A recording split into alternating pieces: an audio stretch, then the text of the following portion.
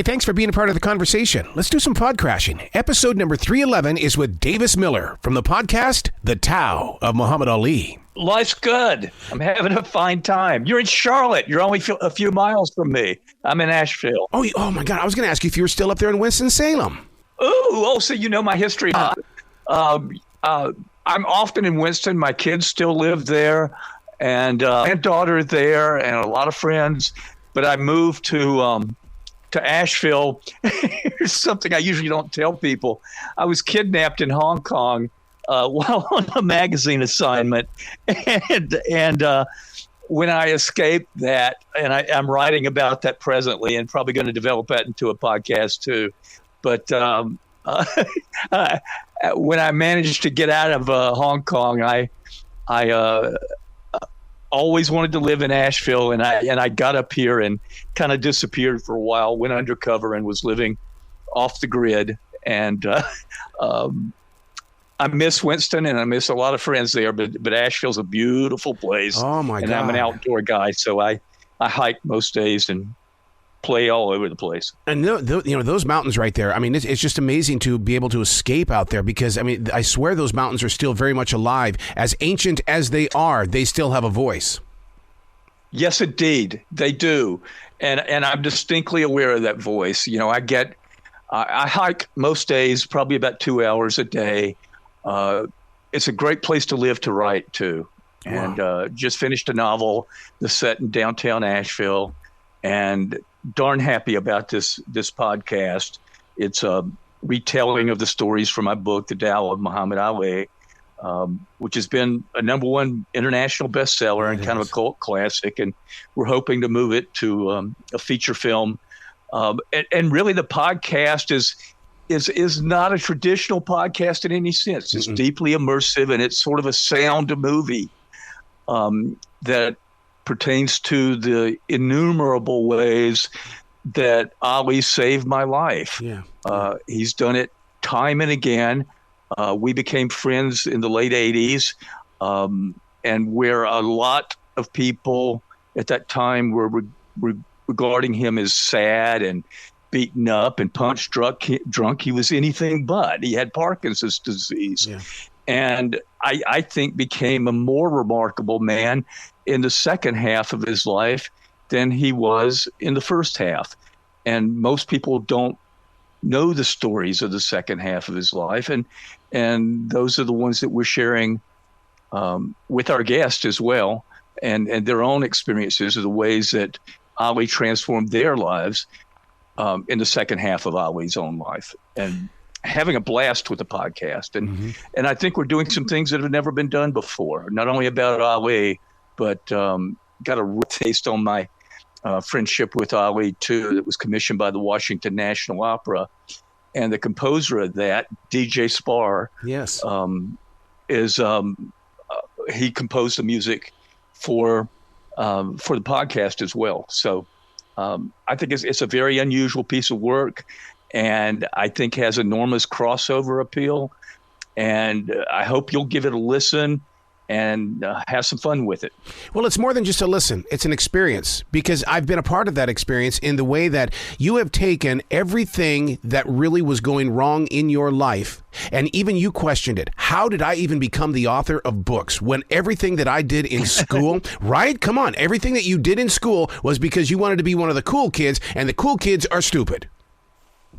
Well, indeed, that was true at Mount Tabor High School in Winston-Salem, and also at Reynolds High School. I went to 2 high schools. I graduated third from the bottom, about 1,500 kids in 1972 at Reynolds, and I flunked English 4 years in a row. The only thing I cared about at the time was being an Ali fan, and despite having flunked English all those years, I became a writer, and I hope a pretty good one. Yeah.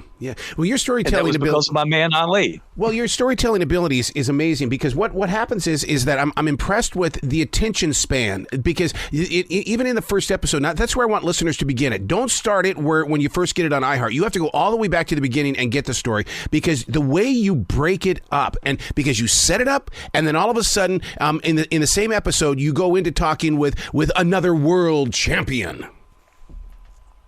Indeed, I do. My pal, James Buster Douglas, Yes. and and James and I have kind of a little bit of history together too. On the night that he knocked out Tyson, who Ali at the time called the Brat, Yeah. I was in sleep. I was asleep in bed. I mean, I knew the fight was taking place in Tokyo, but did not necessarily expect James to win. And I worked out of my study upstairs, and the phone started ringing upstairs back in the days when it was all landlines. And my phone's ringing beside the bed and kept going and going and going. And eventually I rolled over and answered it. And it was my brother-in-law who said, Douglas just knocked out Tyson. And then I turned to my wife and I said, Douglas just knocked out the Brat, because I was hanging out with Ali, and that's what Ali called him. And she said, "Who's the Brat?" And I ran upstairs and started playing back the messages on my voicemail. And the third or fourth one, I heard this voice, and the voice said, "They still going to compare Tyson to me now?" And it was, of course, Muhammad. And my great pal, I tear up when I talk about him. Maybe the world's most generous human being. He loved people. He loved hanging out with people. And I'm enormously fortunate to have spent the hundreds of hours I spent with him and been, I guess, one of his intimates. And, I'm enormously pleased to share these stories, and I believe they're going to light people up and surprise people in quite a few ways. When you talked about how the Brat came into being, it was I felt guilty because I was one of those people that really thought that Mike Tyson was going to go on to be better than Muhammad Ali. And then so when we come to that part of the story, I went, oh my God, that really hit me in the heart, because I look at me, I was wrong. And but at the same time, when you were living those moments, I had Ali as a kid and I had a Tyson as an adult. I mean, it was a battle between the two personalities. They were, it's sort of interesting. Could there have ever been a Mike Tyson had there not been Muhammad Ali and all that outlandishness that Ali had too? I mean, distinctly different people as athletes, as boxers, but also as human beings. Ali being so quick and his voice being so lyrical and witty and kind and available to people, and Mike being difficult. Mm-hmm. And that's a bit of an understatement, but being so explosive. I sat ringside at several of his fights, and when you're sitting 10 feet, 15 feet away from Tyson in the ring, I just get a cockroach of sweat crawling down my back. He just made you tremble all over. Ali, very different soul, very different personality, but at the same time, Ali was also Tyson's all-time hero. Yeah, as he is for Bill Clinton, as he is for Barack Obama, as he was for Nelson Mandela. And arguably, no, I don't think arguably at all. Ali was the most famous and admired man in the world. I think as long as there are human beings, and I don't know if that's 5 years more of us or 50 years or 50,000 years, I think the name Muhammad Ali will be known and his life will be celebrated. You and I have something in common, and it's that martial arts background. And I laughed like a child when you talked about how you emulated Muhammad Ali. And if you could see me fight when I was in my Taekwondo tournaments, it was because I wanted to move my feet like Muhammad Ali. And you know what, though? It got me on the inside, dude, so I could score the points. Those feet are so important. Indeed. I was sort of the same thing in the martial arts background. I was, when I was endeavor in my late teens and early 20s, I was very fortunate because my hands were better than other guys because of being an Ali fan. I had boxing hands and I could dance like Ali. I had very similar movement. And, guys back in the early 70s in martial art, they didn't move like that. Right. And, so I could catch guys pretty quickly. They didn't even know what a jab was. And, it was pretty easy to be successful in that world, emulating Ali. Bruce Lee was another guy who was a huge Ali fan. He considered Ali his number one hero. When you're watching Bruce Lee's films, a lot of times he's doing Ali moves. And he used to watch films of Bruce Lee was a southpaw. Mm-hmm. He led with his right hand and right foot. And he would show Ali films, watch them through a mirror so that he could replicate Ali's moves. The whole entire story that you've got here, and I'm so glad that you've put this podcast together. 8 episodes is not enough, but I just know there's going to be more. But the thing is that you're showcasing something that was hidden away from us, because once Ali disappeared from the ring, then all we had were the memories, and so you're giving us that one side of him that we didn't get to know, and to go through it is so emotional, because all we got were little snippets in a magazine, or maybe even on Wide World of Sports we might hear something. Yeah, and people regarded his life as being sad. Yeah. And him being somehow less than who he had been before. And that just wasn't true. In some ways, in many ways, in most ways, he was made wise by his Parkinson's, and he considered it to be his gift from God. One of the things that his daughter Rasheda told me that we include in the finale, the 8th episode of the podcast, is that her dad, when he was diagnosed with Parkinson's, said, "Now my life has begun." And the guy was just straight up transcendent. He was irrepressible. You could not keep him down. People know that about the first half of his life, but they don't know that about the second half. And I'm pleased to share those stories. It's an honor to share those stories. And I think we're going to really light some people up. And I'm glad that you've enjoyed the podcast. It means a lot to me. What has this experience been like for you? Because, here we are in this moment of now where people are going to receive not only the book, but they're also going to get the podcast. It's interesting. The book has been a kind of a cult favorite. And, I hear from people all the time about how it's changed their lives, particularly in the UK, where it's been celebrated. And as Ali was, he was far more popular in the UK than he was in the US early on. And they understood him when he was reviled in the US. And it's been quite an adventure over just decades and decades. And this sounds pretentious, and I don't think I've ever said this aloud before, but I hope that I've written something that's genuinely timeless. Yeah. And with universal appeal, and I feel that may be even at least as true of the podcast as it is the book. And I sort of would like to pretend that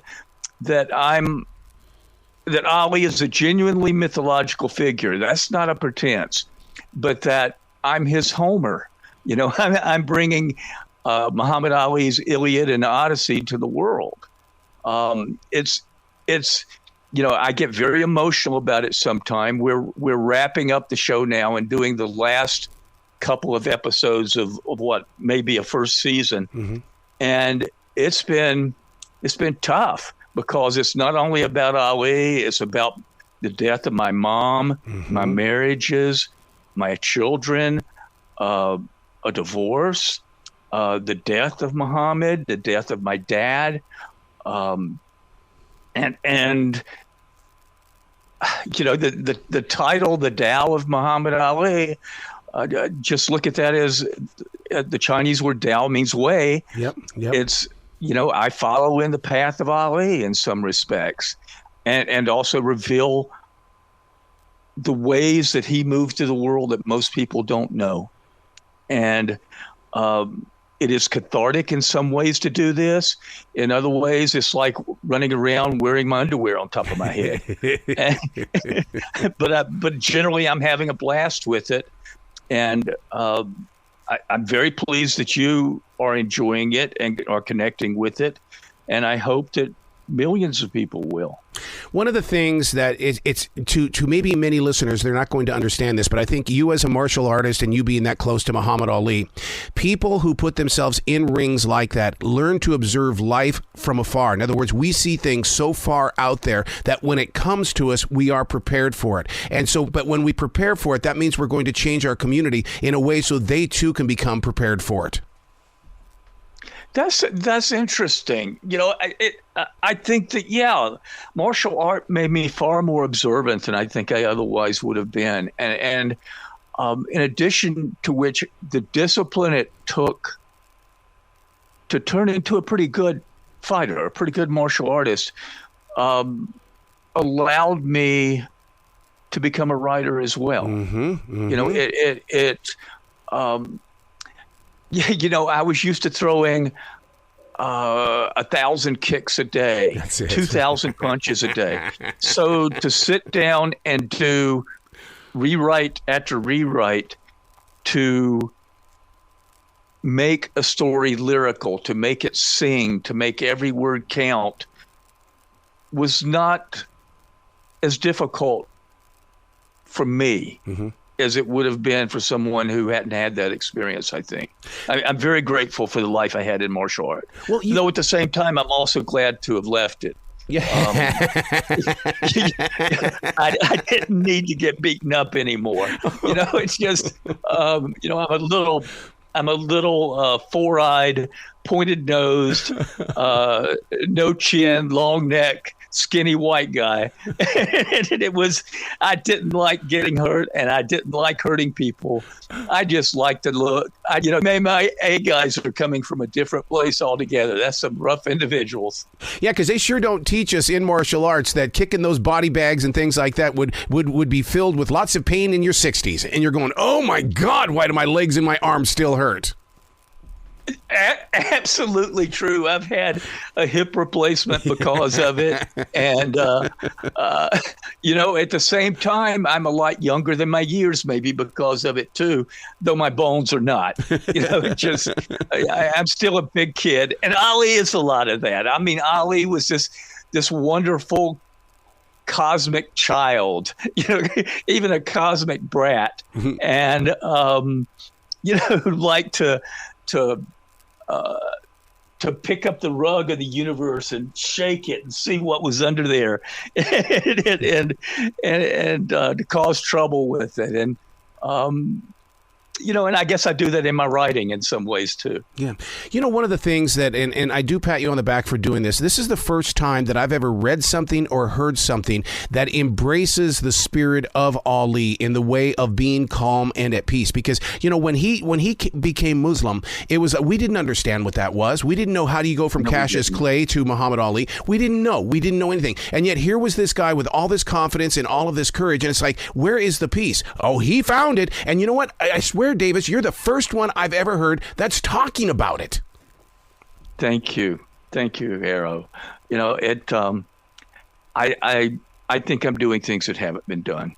Yeah. And I think I'm doing it on every page of the book, and I think I'm doing it, I hope, in every line in the podcast. And I don't know if I said this earlier in your show or not, but one of the ways I think of the podcast is as a sound movie. Yes. It's deeply immersive. A lot of music, a lot of sound effects. We want to take every listener on a journey, deeply inside Ali's life, deeply inside my life, and perhaps show them a larger world that they may or may not have seen. Yeah. Rasheda's very honest when she says that her father was basically Peter Pan. He never grew up. That is absolutely true. The first, as you know, but our listeners here don't. The very first night I was hanging out with him at his mom's, and I was a video store manager. I was just blown away to even be there at the time, and he invited me into dinner, and we ate these giant bowls of chili, and after I felt like I needed to retire to the bathroom. I get in there and do whatever it is I do, and I reach over to unlock the door, and it is unlocked, but I can't open it. No. I can't even budge it. and I'm in there 30 seconds, tugging on the door, getting more and more and more embarrassed. And I hear Ali's mom snickering from outside the door. I hear his brother laughing, Rahman. And then I hear Ali laughing. And then suddenly Ali opens the door. He'd been holding the knob to keep me in there. He pulls me out of the bathroom, gently tosses me onto the floor, and gets on top of me and starts tickling me. Yeah. And I'm laughing like a kid. At the time I was 35 years old, and I'm laughing like a kid. And I realized, and Ali's laughing, and his family's laughing. And I recognize that Ali hasn't lost his greatest talent, his highest talent, the ability to move people past thoughts and words to a world of feeling and play.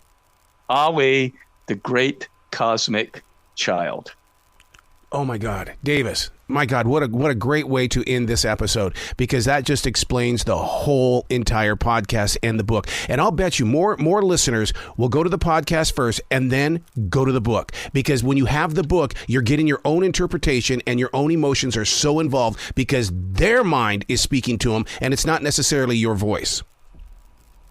Thank you. I do come across, I hope, as some sort of everyman in the book and in the show, hanging out with Superman. Yeah. And Superman in retirement.